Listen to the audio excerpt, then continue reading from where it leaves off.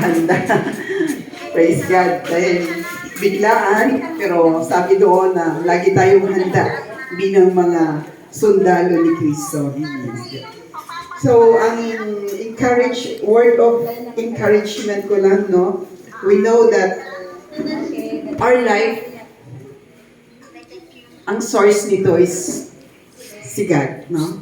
He is the author, the source of life. At nagpapasalamat, kasi first time ko palang nakita si Sister Malin, itong lugar na to. Nakita ko yung goodness ni Lord sa buhay ng kapatid na to. May konting background si Sister Len about sa mag-asawang ito. Nakita natin ang kadakilaan ng Diyos sa buhay ni Sister Malin at sa kanyang buong sambahayan, no? Sa kanyang 3 anak at kay hindi ko pa rin nakita yung husband niya mamaya. Busy yata.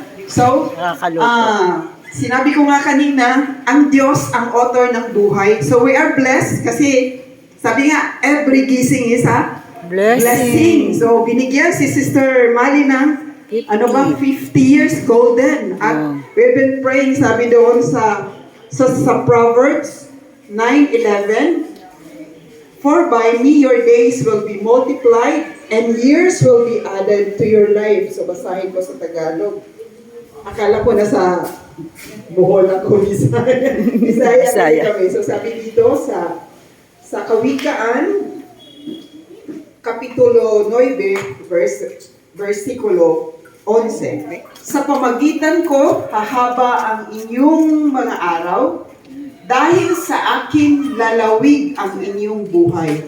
Siguro yung sa atin, dinidesire talaga na ang buhay natin ay hahaba, no? Lalawig ang ating buhay. And we thank for that dahil ang kapatid natin ay nakakilala sa Panginoon. Mayroong relasyon, may koneksyon sa Panginoon. At alam naman natin, pag ang buhay natin konektado sa Diyos, andoon yung purpose, andoon yung meaningful life. Hindi ko alam kung ilang years ka na nakakilala sa Panginoon, sis.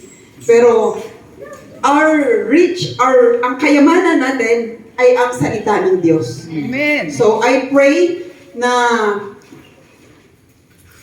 sa buhay ni Sister Malin, marami pa pong mga kababaihan.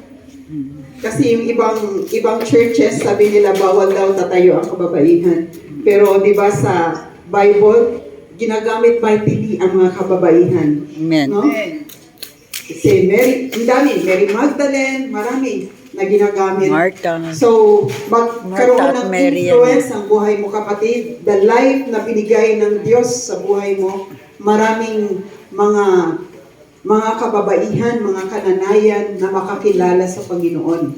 At sabi ang pangako ni Lord na siya magbibigay ng haba at lalawig yung blessed na mapagpalang buhay. Amen. So, another verse din po ang aking ibigay. Sabi sa Isaiah 46:4, sabi sa kanyang salita, sa Isaiah 46:4, "Ako ang iyong Diyos, iingatan ko kayo hanggang sa pumuti ang iyong buhok."